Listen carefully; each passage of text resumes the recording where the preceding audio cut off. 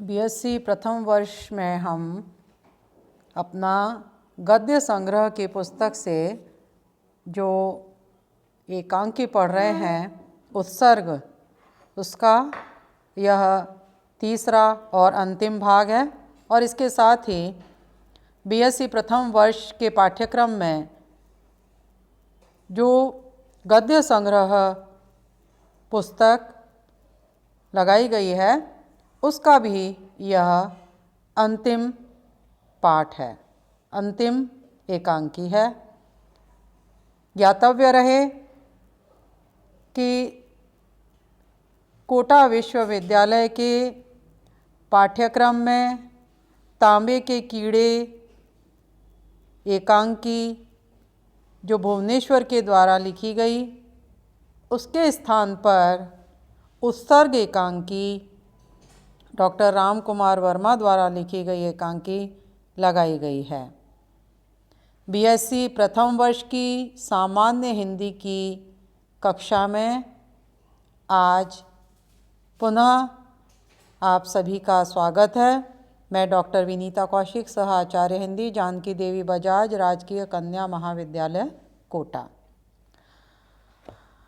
उत्सर्ग एकांकी में अभी तक हमने पढ़ा कि डॉक्टर शेखर ने सूक्ष्म जगत से अर्थात आत्माओं से संपर्क स्थापित करने के लिए एक वैज्ञानिक खोज की है, एक यंत्र अपराटस बनाया है जिसमें 2 बल्ब जलते हैं। हरा बल्ब जलने पर, कमरे में सुगंधित वातावरण होने पर डॉक्टर शेखर के विशेष शब्दों के द्वारा इच्छित आत्माओं का आह्वान किया जाता है। और छाया देवी जो डॉक्टर शेखर से बहुत प्यार करती थीं, उसकी 2 माह पूर्व टाइफाइड रोग में मृत्यु हो गई है। वह डॉक्टर शेखर की पुत्री मंजुल को भी ऋषिकेश ले जाने की बात कहकर गई है। जब मंजुल को पता चला कि छाया देवी का स्वर्गवास हो चुका है 2 माह पूर्व, तब मंजुल बेहोश है। शेखर चिंतित हैं कि कहीं मंजुल की भी मृत्यु न हो जाए। डॉक्टर शेखर छाया देवी से आर्त प्रार्थना करते हैं कि वह उन्हें क्षमा कर दे, मंजुल को अपने साथ न ले जाए। छाया देवी अपने पूर्व जन्म की बात बताते हुए नारी हृदय के पवित्र प्रेम की उपेक्षा से आहत है और एक लंबी वार्ता दोनों के बीच चल रही है। जब तक हम डॉक्टर शेखर व छाया देवी के संवाद को नहीं पढ़ेंगे तब तक आत्मा की तड़प, सूक्ष्म और स्थूल के बीच का अंतर और घटनाक्रम की जो गहराई है उस तक नहीं पहुंच पाएंगे। इस उद्देश्य के लिए, कथ्य की गहराई में जाने के लिए मैं पुस्तक में लिखे कुछ संवाद प्रस्तुत कर रही हूँ। शेखर कहता है, बहुत बड़ी परीक्षा न लो देवी, मंजुल की मृत्यु देखने की शक्ति मुझ में नहीं है। छाया देवी, जैसे मेरी मृत्यु देखने की शक्ति तुम में थी, वैसे ही मंजुल की मृत्यु देखने की शक्ति का आह्वान करो। शेखर, छाया, यदि यही बात रही तो मैं सचमुच ऐसी स्वर्गीय आत्माओं का आह्वान करूँगा कि तुमको नष्ट हो जाना होगा। मेरे आराध्य, शक्ति दो कि मैं छाया को नष्ट कर सकूं। तुम्हें नष्ट होना होगा छाया। छाया देवी, क्या डॉक्टर, फिर कहना, इस वाक्य को फिर मुंह पर न लाना। आत्माएं नष्ट नहीं होती, न वे उत्पन्न होती हैं। मैं नष्ट नहीं हो सकती। मुझसे युद्ध करने में तुम्हारी हार होगी, यह मैं जानती हूँ। तुम्हारे ये सारे यंत्र नष्ट हो जाएंगे, तुम नष्ट हो जाओगे और देखो तुम अपनी सीमा से बहुत बढ़े जा रहे हो। मृत्यु के रहस्य को कोई नहीं जान सकता, लेकिन तुम अपने परिश्रम से बहुत कुछ जान गए। यह संसार, यह रहस्य संसार के मनुष्यों के लिए नहीं है। ईश्वर ने मृत्यु को जीवन के बाद इसलिए बनाया है कि संसार का जीवन जीवन रहे। शेखर, लेकिन मैं रुक नहीं सकता देवी। छाया देवी, रुकना होगा। तुम्हारी ही खोज का परिणाम है कि मंजुल अपनी मृत्यु की बात जान सकी। शेखर, ओह मंजुल की मृत्यु, बचाओ देवी मुझे। छाया देवी, तुम मंजुल के लिए सब कुछ कर सकते हो। शेखर, सब कुछ, अपने जीवन के बंधन भी तोड़ सकता हूँ। छाया देवी, तो पहले अपना यह यंत्र तोड़ो। तीव्र दृष्टि से कहती है देखकर। छाया देवी कहती हैं अपना यह यंत्र तोड़ो। शेखर चौंक कर, यह यंत्र तोड़ दूँ? अपने जीवन की सारी साधना, सारी तपस्या? न देवी, यह मुझसे न होगा। छाया देवी, तो मंजुल की मृत्यु निश्चित है। मैं यह नहीं चाहती कि तुम आत्माओं के संसार में भी तूफान उठाओ। मृत्यु के पर्दे को फाड़कर तुम आगे कदम बढ़ाओ। तुम वहीं रहो जहाँ तक तुम्हें रहने का अधिकार है, और तुम्हें अपनी सारी साधनाएं भूलनी होंगी। बोलो, मंजुल के जीवन और अपने यंत्र में तुम्हें कौन अधिक प्रिय है? शेखर, यदि यही प्रश्न है तो मंजुल का जीवन अधिक प्रिय है देवी। छाया देवी, तो अपना यंत्र नष्ट करो। शेखर, ओह यंत्र नष्ट करूं? अच्छा, मंजुल के जीवन के लिए करूंगा, निश्चय करूंगा। अपना यंत्र तोड़ दूंगा। यंत्र तोड़ने के लिए आगे बढ़ते हैं। नहीं देवी, मुझे यह दंड न दो। देवी, मुझे यह दंड न दो। मेरे जीवन की सारी साधना है यह। छाया देवी, वीर पुरुष की तरह दंड स्वीकार करो। डॉक्टर, यंत्र तोड़ दो। शेखर, तोड़ दूं? अच्छा, तोड़ता हूँ, और रुक जाते हैं। छाया देवी कहती हैं, शक्तिशाली डॉक्टर, मंजुल के लंबे जीवन के लिए यंत्र तोड़ दो। शेखर चिल्लाकर मंजुल के लंबे जीवन के लिए यंत्र पर प्रहार करते हैं। यंत्र टूट जाता है और छाया देवी भी नहीं देख पड़ती। तब डॉक्टर शेखर कहते हैं कि वे तैयार हैं, मंजुल का जीवन कम न होने पाए, इसके लिए वे यंत्र तोड़ देते हैं। यंत्र टूटने के बाद न छाया है, न मंजुल की स्मृति में ऋषिकेश जाने की बात है, और एकांकी समाप्त हो जाती है। मंजुल के प्रति वात्सल्य से भरे डॉक्टर शेखर के उत्सर्ग से, उत्सर्ग अर्थात त्याग, डॉक्टर शेखर ने अपने मित्र के लिए अपने प्रेम का उत्सर्ग किया।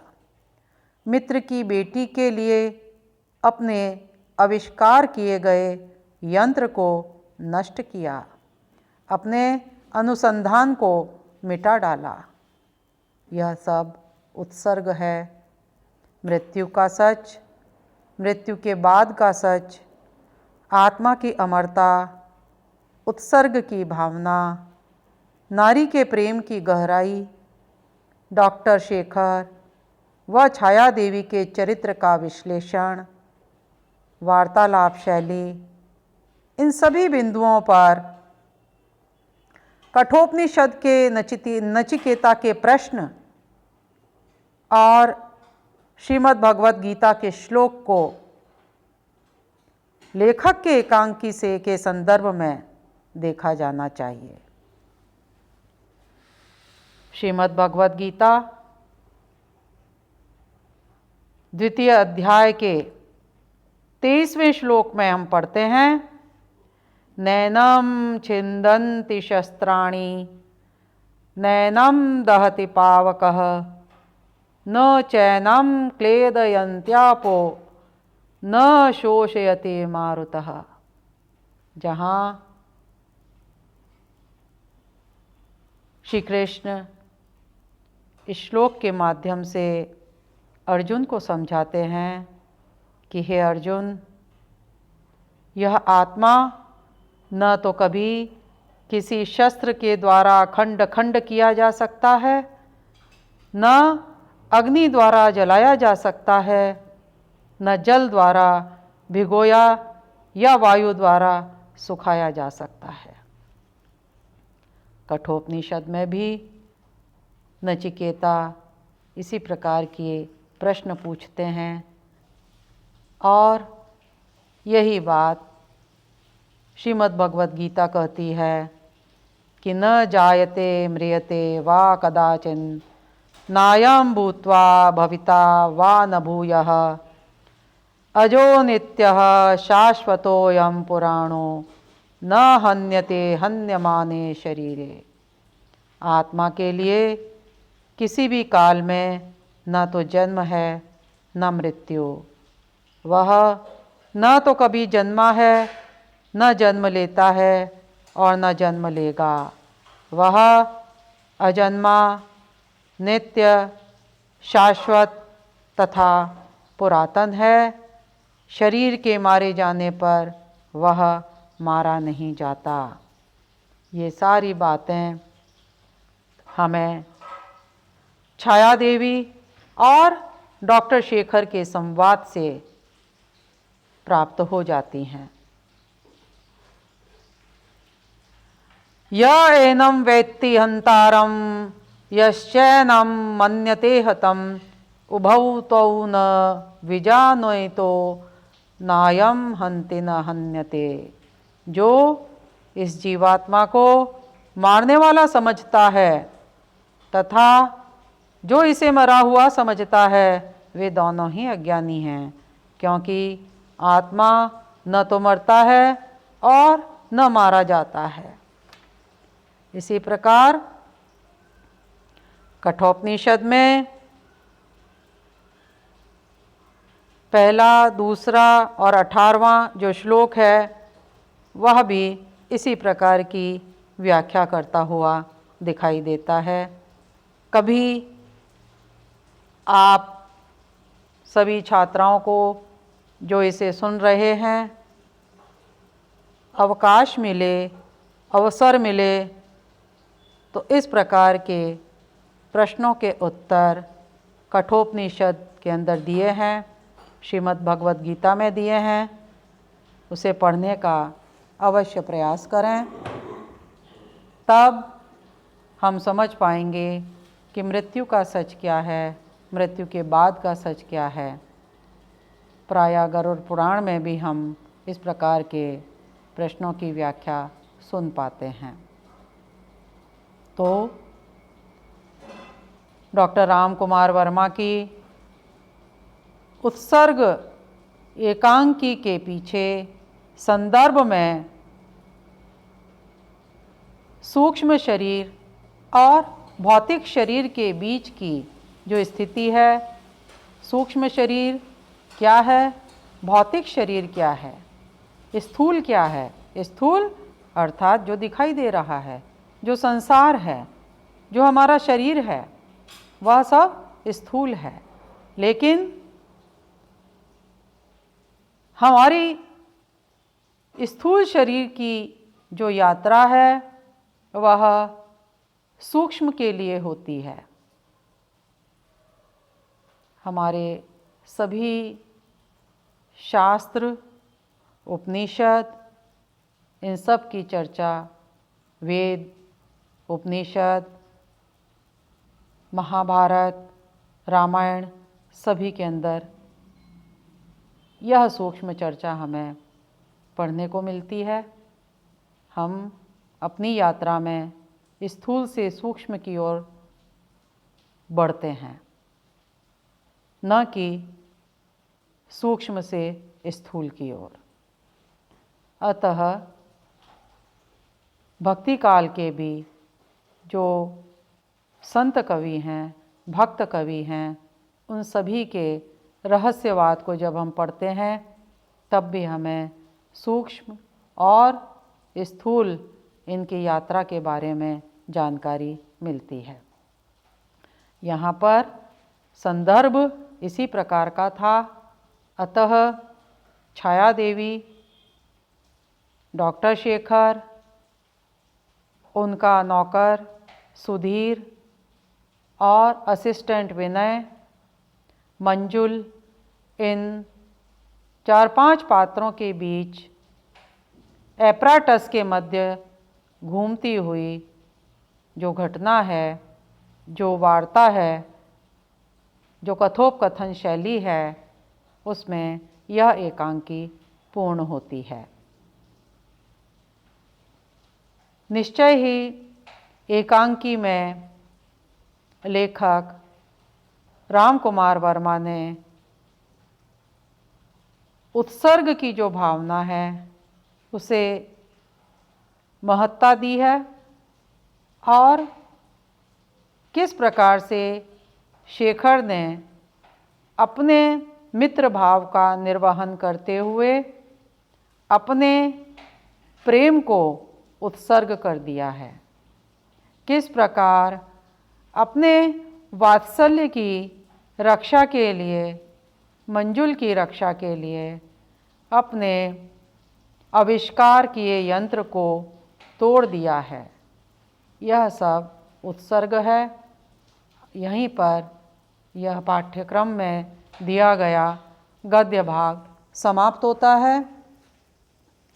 आप परीक्षा उपयोगी प्रश्न सुने और उसके बाद में हम इस पाठ्यक्रम को यहीं पर समाप्त करेंगे। मैं प्रश्न जो इस चैप्टर में बनते हैं, परीक्षा उपयोगी प्रश्न, वह दोहरा रही हूँ। डॉक्टर शेखर कौन है? वैज्ञानिक। मंजुल कौन है? डॉक्टर शेखर की पुत्री। छाया देवी कौन है? डॉक्टर शेखर की उपेक्षित प्रेमिका। विनय कौन है? डॉक्टर शेखर का असिस्टेंट। सुधीर कौन है? डॉक्टर शेखर के घर का सेवक। छाया देवी की मृत्यु किस कारण हुई? टाइफाइड से। मंजुल के जन्म देने वाले पिता कौन है? डॉक्टर शेखर के मित्र। डॉक्टर शेखर के मित्र कौन है? मित्र की मृत्यु हो चुकी है। डॉक्टर शेखर मृत्यु को क्या मानते हैं? डॉक्टर शेखर मंजुल को क्या मानते हैं? पुत्री। मंजुल की माँ अपने पति की मृत्यु के बाद कहाँ रहती है? पुरी में। एपराटस क्या है? डॉक्टर शेखर का आविष्कार किया गया यंत्र। किसके माध्यम से डॉक्टर शेखर आत्माओं से बात करते हैं? एपराटस के माध्यम से। छाया देवी मंजुल को कहाँ ले जाना चाहती है? ऋषिकेश। मरने के बाद छाया देवी डॉक्टर शेखर से बदला क्यों लेना चाहती है? क्योंकि डॉक्टर शेखर ने उसके प्रेम का तिरस्कार किया है। डॉक्टर शेखर ने छाया देवी के प्रेम का तिरस्कार कर क्या किया? अपने प्रेम का उत्सर्ग कर अपने मित्र की मृत्यु के पश्चात उसके परिवार के सहायक बने।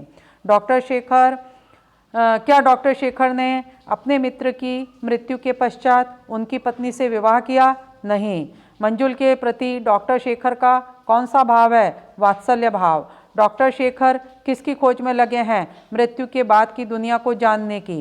एपराटस में कितने बल्ब जलते हैं? 2। एपराटस में किस रंग के बल्ब के जलने पर आत्मा का आह्वान किया जाता है? हरा। मंजुल क्यों मूर्छित हो जाती है? मरने के डर से। मंजुल को मृत्यु का डर क्यों हुआ? छाया देवी के द्वारा ऋषिकेश ले चलने की बात एवं शेखर द्वारा जब बताया गया कि छाया देवी तो 2 माह पूर्व मर गई है, यह बात सुनकर मंजुल मृत्यु के डर से मूर्छित हो गईं। छाया देवी ने डॉक्टर शेखर को स्वर्ग से पृथ्वी लोक में एपराटस के माध्यम से बार बार बुलाते रहने को कहा? नहीं। आत्महत्या करने वालों की स्थिति कैसी बताई गई है? बहुत खराब। वह सूक्ष्म जगत में एक ढेले की भांति गिरता है। उत्सर्ग एकांकी में त्याग की भावना का सफल अंकन हुआ है। हाँ, इस प्रकार से यह एकांकी उत्सर्ग समाप्त होता है। आप सबको परीक्षा की बहुत बहुत शुभकामनाएं। अब चूँकि आप सभी का आगमन महाविद्यालय में हो सकेगा और इसके बाद का जो पाठ्यक्रम है वह हम कक्षा में पूरा करेंगे। इसके साथ ही बहुत बहुत धन्यवाद।